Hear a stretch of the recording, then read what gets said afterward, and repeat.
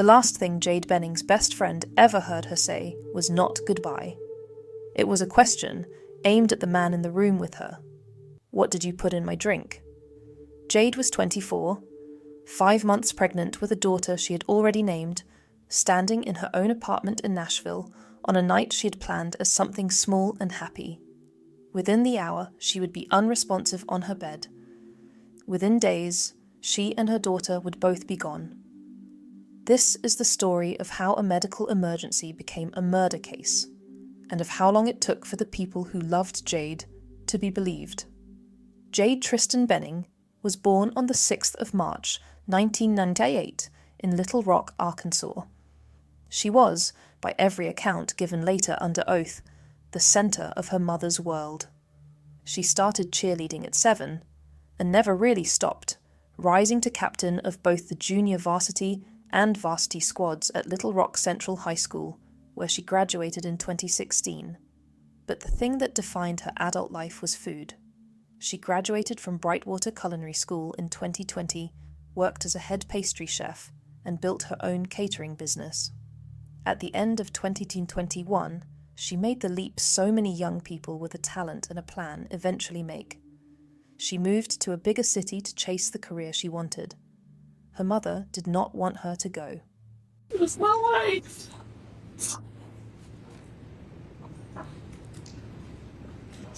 Everything I did was for her. Jade landed in Nashville in the first days of 2022 and took a job as a chef at a bar and restaurant called Ernest Bar and Hideaway, a place where her stepmother, Andrea Browning, happened to have a personal connection through her brother, a co-owner. It was the kind of coincidence that made the new city feel a little less enormous. Jade had a stepsister she adored, a 7-year-old named Ava who has Down syndrome, a mother she texted constantly and shared a phone passcode with, and a best friend she had known almost her entire life. She was not a person moving away from her family. She was a person surrounded by one. The man Jade would come to know had a very different kind of public profile. Blaise Taylor was from Waco, Texas, the son of a longtime college football coach named Trooper Taylor. Blaise had been a defensive back-and-return specialist at Arkansas State University from 2014 to 2017, a 2-time team captain who set records for punt returns. He spent a year as a graduate assistant coach, then was hired by the Tennessee Titans, where he worked as a professional scout for roughly 4 years. On paper, he was accomplished, well-connected, and, importantly as it turned out, a man with no criminal record. Jade and Blaise matched on the dating app Hinge in early 2022. By the accounts given at trial, it was casual. They were both seeing other people. Nothing about it, in those first months, would have been marked as the beginning of a tragedy. Then, at the end of September 2022, Jade realized she might be pregnant, and the casual thing became the most important decision of her life. Jade found out she was expecting, and she told her mother almost immediately. Within about a day of that first ultrasound, she did it the way they did everything, over the phone with a photo. I called her. She said, "Hold on, I gotta send you a picture I need you to look at." So while I'm on the phone with her, she sends the picture of the pregnancy test. And what was your reaction? Shocked. I said, "Wow, is this yours?" And she said, "Yep." I said, "I guess we're having a baby." For Jade, there was no hesitation. Her mother was clear about that on the stand. Abortion was not an option for her daughter. The pregnancy was a baby girl, and Jade was going to have her. She told Blaise the child was his on the 4th of November. The conversation, according to what she told her mother afterward, did not go the way she hoped. If she had the baby, he wanted nothing to do with the baby. He didn't want it to have his name. He didn't want the child to ever know who he was. It's what she told me. Jade's response was not to fight and not to beg. Prosecutors would later read the jury a message she sent Blaise, releasing him from any obligation. He had said how he felt and wanted no part, so she would let it be that. She would not involve him at any point. She would love the child unconditionally, with or without him. Her family closed ranks. Her mother, father, and stepmother all made clear the baby would be loved and provided for no matter what Blaise chose to do. Then, around the new year, something shifted. On New Year's Eve, Jade's father and stepmother drove up to Ring in 2023 with her. On the 1st of January, Blaise reached back out. He and Jade met at a park and talked for hours, agreeing to get to know each other again so they could co-parent if the child was his. On the surface, it looked like a man coming around. Underneath, prosecutors would argue, something else was being decided. As the pregnancy progressed, Jade did everything a careful, expectant mother does. Her OB/GYN would later testify that Jade attended every prenatal appointment, that the pregnancy was progressing normally, and that Jade never once expressed hesitation about becoming a mother. No drugs, no alcohol, no smoking. A small finding on an early ultrasound led to extra genetic testing, and the results came back clean. Jade's stepmother went back with her for the sonogram, where they learned the baby was a girl and testified that Jade was good with the news and happy. Jade and her mother spent hours texting about the nursery, trading Facebook Marketplace links, buying things in 2 cities at once. Jade sent videos, 19 weeks, 20 weeks, narrating the pregnancy week by week. She was planning 2 baby showers. She was going to make it all public on her 25th birthday, the 6th of March, with a dinner she had already reserved. She kept the pregnancy off her social media in the meantime, and her mother testified that Jade said this was because Blaise did not want anyone to know yet. The baby had a name. Her family planned to call her Ivy. On the evening of the 25th of February, 2023, Jade planned a small date night at her apartment on Lebanon Pike. She was a chef, so of course there was food. Canvases were set out on the kitchen island with paint and brushes, because the plan for the night was to paint pieces for the baby's room. Blaise was there, and for a stretch of that evening, 2 other people were too. Jade's lifelong best friend, Nijaiha Jackson, and a friend of Nijaiha's from dental school, named Keontae Jones. Keontae had met Jade only a couple of times and had never met Blaise at all. He would later describe walking into an ordinary, calm evening. Normal, calm evening. I remember there were small conversations, obviously, maybe some catching up and things like that. But to me, everything seemed normal. There was some food that was just getting done, being prepared. I know when I came in, she wasn't like still hustling around the kitchen, making anything. It was just a calm setting with He noticed the canvases and asked about them. Jade said she was going to paint a butterfly. Keontae knew that was her favourite. He remembered Blaise, quiet, off to the side, shuffling a deck of cards. When someone asked what Blaise would paint, the answer stuck in Keontae's memory as the one odd note of the night. When asked that conversation, I don't want to quote anything wrong, but it was more so something like an ominous and dark image. Maybe he was going to be painting like a dark hole or something like that. I don't know. Keontae also remembered the drinks, a glass or 2 of something pink, some kind of juice. He was offered some and declined. He and Nijaiha stayed no more than 30 or 40 minutes, plated some food to take with them, and left. When they walked out, Jade was, in his words, happy and bubbly. Nothing about her suggested that anything at all was wrong. Within roughly an hour and a half, that would be unrecognizable. Sometime after they left, Jade called Nijaiha. What Nijaiha heard became the single most important piece of evidence in the case. Not a conversation directed at her, but one she overheard between Jade and the man still in the apartment. It was, in effect, Jade Benning's own account of what was happening to her, delivered in real time. I know you put something in my drink. I knew my drink tasted funny.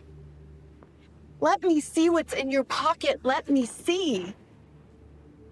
I know you put something in my drink because I can't even walk straight. I can't feel my legs. You put something in my drink. You did this so something would happen to the baby. Nijaiha testified that Jade said she was about to pass out. The line went quiet. When Nijaiha called back, she asked Blaise directly whether he had done something. He denied it. Keontae, pulled onto a three-way call, heard the same thing from the same man.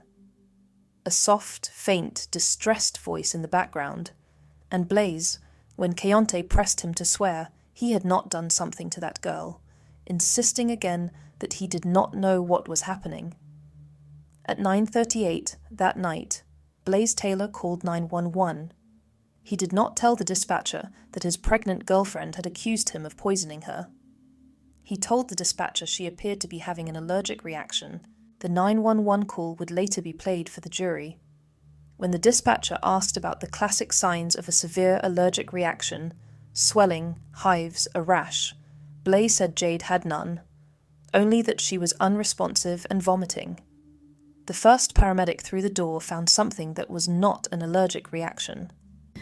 First thing, we went to Miss Benning, and we turned her over. That's where she had vomited. And what did that look like? It was like a pink frothy sputum. The paramedic asked Blaise for medical information. He told them Jade was pregnant but could not say how far along, and offered no medical history. He kept repeating one explanation, that she had eaten bad food. Then something happened that every first responder on the scene would remember. As the paramedics tried to assess Jade, to roll her over to begin the work of saving her life, Blaise interfered, staying so handsy with the patient, the paramedic testified, that they could not properly care for her. A scene that started out safe became, by the time they tried to work, unsafe. The crew did what they call a load and go, getting Jade into the ambulance and beginning full resuscitation there, because they could not do it in the apartment. Jade had a Glasgow coma score of 3, the lowest possible. No pulse, no blood pressure. She was, medically, already gone. The paramedic was asked to compare Blaise's demeanour with that of the frantic young woman who showed up outside. Nijaiha. At any point did you see Mr. Taylor crying? Never. At any point did Mr. Taylor ask you if Miss Benning was going to be okay? Never. At any point did Mr. Taylor try to get in the ambulance with Miss Benning? Never. Jade was rushed to Vanderbilt University Medical Center. Her unborn daughter, Ivy, died there on the 27th of February. Jade herself was kept on life support while her family gathered. Her stepmother, the first of the family to reach her, would later describe it as the worst thing she had ever seen. Jade with tubes in her mouth, shaking, no longer recognizable as herself. Jade's mother, Bridget, works in the emergency room of a veterans hospital. She has spent 26 years around medical terminology, and when the doctors explained her daughter's condition, she understood exactly what they were telling her. The length of time Jade had gone without oxygen meant there was nothing to be done, for Jade or for the baby. The family took Jade off life support on the 6th of March, 2023. It was her 25th birthday. They brought cupcakes and balloons and flowers into the room because it was her birthday, and then they let her go. Because Jade's death was unexpected, the medical examiner's office got involved before she had even died. The examiner, Dr. Erin Carney, made an unusual request while Jade was still alive. She asked Vanderbilt to preserve the very first blood sample drawn when Jade arrived, taken at 10:31 that night, because she suspected toxicology would matter enormously. That instinct is the reason this case was ever solved. The hospital's urine screen had come back positive for cocaine. When Dr. Carney tested the preserved blood, adding the parent cocaine to its breakdown product to reconstruct how much had been in Jade's system when she arrived, the result was staggering. The combined figure was 7,878 nanograms per milliliter. Dr. Carney had personally signed out nearly 300 cases involving cocaine and went back through all of them. The overwhelming majority of fatal levels she had ever seen were under 1,000. In her entire career, she could find exactly one case anywhere near Jade's, $10,000 in a person who had swallowed cocaine while being booked into a jail. That detail pointed to the second unusual thing. Most people who die of cocaine have smoked it, snorted it, or injected it. Jade had swallowed it. Well, yes. So based on the high level of cocaine, and knowing even from the literature, from the toxicology textbook, that you really see this in an oral ingestion, which is, consistent with the investigation, I actually signed her death certificate to say ingested cocaine. Dr. Carney determined the cause of Jade's death was acute cocaine toxicity, and the cause of Ivy's death was that her mother had died. But she was careful, scrupulously careful, about one thing. She could not, from the autopsy alone, prove who had administered the drug. She listed the manner of death as undetermined, and she explained precisely why the circumstances troubled her. Police investigation did not show any history of illicit drug use. Everything that they found that as soon as she found out she was pregnant, she wanted to do everything she could to take care of herself and take care of that baby. And it didn't really fit with your classic using drugs for the euphoric effects and accidental death. It was much more suspicious that someone gave it to her without her knowledge, but it didn't have enough to get to that, homicide determination. That gap, between what the science could prove and what it could only suspect, is the space the entire trial would eventually be fought in. On the night Jade was taken to Vanderbilt, Blaise stayed at the hospital, answered the family's phone when Jade's mother called, and spoke to police. In the early hours of the 26th, a Metro Nashville officer named Jared Kalinsky sat him down for a recorded interview captured on body-worn camera. The officer had already heard Nijaiha's account, but did not tell Blaise that. He simply let Blaise talk. On the recording, Blaise describes the date night, the food, Jade starting to feel sick, calling his father, then calling 911. The officer asks whether there was any trouble between them. It's been good. I've seen her the last, I think 3 days in a row. She don't have any mental issues, Not that I know of. She's pregnant, stuff like that. Nothing that I know of. The officer would later describe, on the stand, the difference between the two people he interviewed that night. The distraught best friend and Blaise, who struck him as a little nervous, and not as upset as Nijaiha was. Blaise Taylor's mother would later say he told her Jade was in the hospital because she had COVID. Investigators did not believe Jade used drugs, and a forensic pathologist confirmed COVID had not killed her. After Jade and Ivy died, Blaise Taylor moved to Utah. For a long time, nothing happened publicly. The medical examiner had a shocking number and an undetermined manner of death.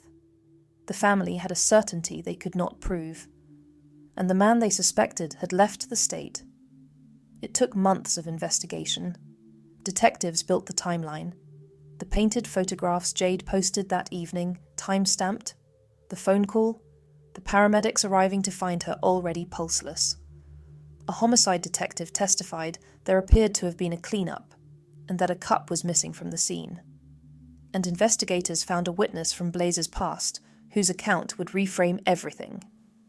It was not until March of 2024, a full year after Jade's death, that Blaise Taylor was indicted by a Nashville grand jury. U.S. Marshals arrested him in Logan, Utah, in a Walmart parking lot. Oh, got a warrant out of Tennessee for homicide. I'm going to tell you straight up, dude.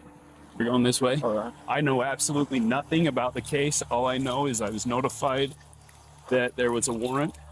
Okay. He was extradited to Nashville, held on a $2.5 million bond, which he later posted and placed on GPS monitoring to await trial. He pleaded not guilty to everything. When the trial opened in June of 2026, before Judge Steve Dozier in Davidson County, the two sides drew a sharp line. The prosecution's theory was simple and terrible. Blaise Taylor did not want the child, so he dissolved cocaine in alcohol, laced Jade's pink drink, and watched. To support the claim that this was who he was, the state called a woman named Apple Denny, who had dated Blaise on and off in 2017. She testified that during that year, Blaise had gotten another woman pregnant and had a plan. Denny told the jury Blaise had searched online for ways to end a pregnancy and asked her to help him obtain abortion pills so he could make the other woman take them or slip them into her drink without her knowing. Prosecutors argued this was not a coincidence of language 6 years apart. It was a method. Assistant District Attorney Jan Norman told the jury Denny had, in her words, had to talk Blaise out of putting something in another girl's drink to cause an abortion without her knowledge. A former Titans co-worker testified Blaise had made clear he did not want to become a father. Not ready yet, not anytime soon. And Jade's own mother told the jury what Jade had told her, that Blaise wanted nothing to do with the baby and did not want it to carry his name. Blaise Taylor's defense, led by attorney Leticia Quinones Hollins, did not dispute that Jade had died after the date night. It attacked, instead, the chain that connected Blaise to her death, and it did so on several fronts at once. The first was the investigation itself. On the stand, an investigator acknowledged that the scene at Jade's apartment had not been secured the way protocol required. The domestic violence unit had not locked it down. Homicide detectives did not arrive until the next day, and in the meantime, friends had been inside. The defense pressed hard on that failure, and on the friends who had entered the apartment. One, a family friend, testified they went in because it felt like no one was doing anything, and while there, wearing gloves, took a comforter from the bed that appeared to have vomit on it. The defense argued the scene had been compromised, that food left on the counter was never tested, that the case was built on circumstance. Their second front was medical. They called a toxicologist and an ER doctor who testified they believed there was fentanyl in Jade's system before she ever reached the hospital, and that her symptoms looked more like a fentanyl overdose than a cocaine death. Under cross-examination, prosecutors pointed out that the doctor was neither a forensic pathologist nor a toxicologist, and the defense's own toxicologist would not concede the central point the state needed rebutted, and would not concede the point the defense needed either. Is we don't know whether she ingested it orally or whether through insufflation or whether injection. We just don't know because the numbers don't tell us. And the only reliable numbers we have are from a tube that did not have preservative in it. The defense's third argument was the simplest, and in some ways the most human. Blaise Taylor was the one who called 911. He stayed at the hospital. He answered when Jade's mother called. He cooperated with the police. His lawyers pointed to what they called supportive efforts to prepare for the baby, including signing up for a diaper subscription. And they reminded the jury, correctly, that the medical examiner had never classified Jade's death as a homicide. Blaise Taylor chose not to testify. By the time both sides stood to give their closing arguments, they agreed on exactly one thing, that Jade Benning's death was a tragedy. Where they sharply disagreed was whether the evidence proved it was murder. The prosecution returned, one last time to Jade's own words, to the accusation she made while she could still speak. Jade Benning said, "You put something in my drink. You did this so something would happen to the baby." Blaise Taylor is guilty of the first-degree murder of Jade Benning. He is guilty for the first-degree murder of her unborn baby girl. The proof and evidence in this case proves that beyond a reasonable doubt. Prosecutors also pressed a matter of common sense. How do you put that much cocaine and alcohol into a drink and have the person keep drinking it? The answer they offered was that Jade did notice, that she said it tasted funny, and that by the time funny became something worse, it was already too late. The defense asked the jury to hold the line on the law and to resist the pull of grief. We cannot build a justice system based on emotion, based on sympathy, based on just the mere fact that a tragedy occurred. Every time a loved one leaves this earth, it is sad and it is a tragedy. But that in and of itself cannot drive our justice system. Then the case went to the jury. 4 men and 8 women. They deliberated for a little over 2 hours. On the 1st of July 2026, the jury returned. The 4 persons stood and read 4 verdicts. We, the jury, find the defendants Blaise Allen Taylor for count 1, guilty of second-degree murder. For count 2, guilty of first-degree premeditated murder. For count 3, guilty of first-degree felony murder during the commission of a felony. For count 4, guilty of first-degree felony murder during the commission of a felony. Guilty on all 4 counts, 2 for Jade, 2 for her unborn baby. The second-degree conviction was for Jade. The first-degree premeditated murder conviction was for Ivy, the unborn daughter Jade had already named. It had taken the jury only a little over 2 hours. Jade's family, dressed in purple, wept in the gallery. The trial moved immediately into a sentencing phase. The state asked the jury to consider aggravating circumstances, among them that one of the victims was a person less than 12 years of age. And the people who loved Jade were allowed, finally, to describe what her absence had done to them. I look at my child, every Mother's Day is so guilty that he's still here. And my sister doesn't have her little girl anymore. People ask her, are you okay? And I always say yes. But behind closed doors, I'm fine. The defense asked for mercy, not for freedom, which was never on the table, but for the possibility of parole in the distant future.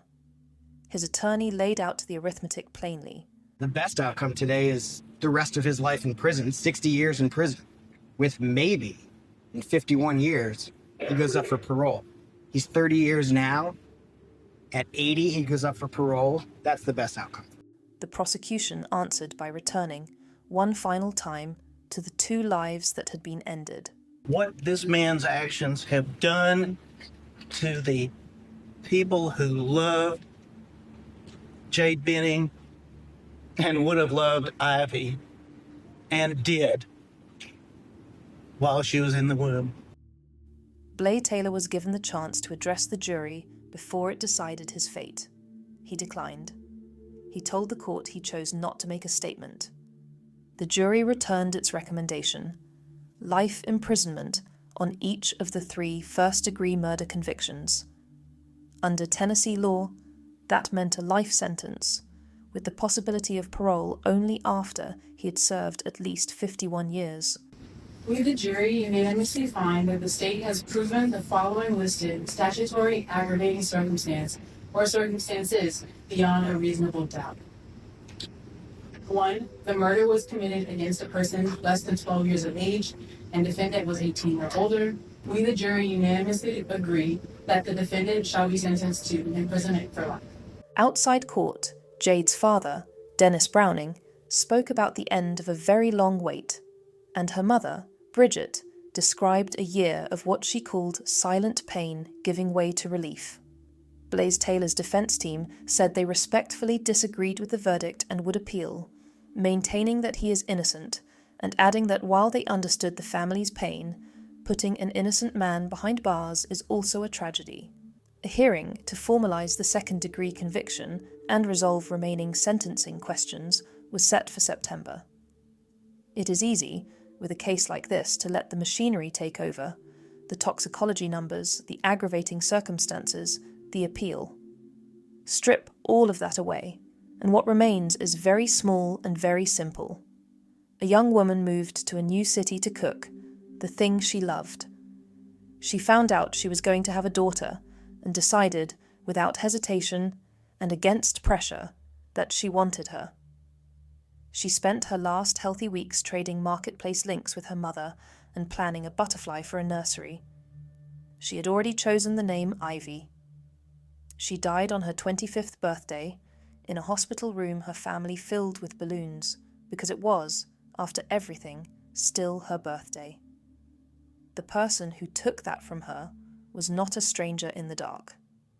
He was the father of her child, the man she had let back into her life, so they could raise a daughter together. Jade Benning noticed something was wrong. She said so out loud and named the person she believed was responsible while she still had the breath to do it. For 3 years, the hardest part was that the science could only say she had been poisoned, not by whom. In the end, 12 people decided the answer to the question Jade asked that night was one she had already known. It just took the rest of the world a while to catch up.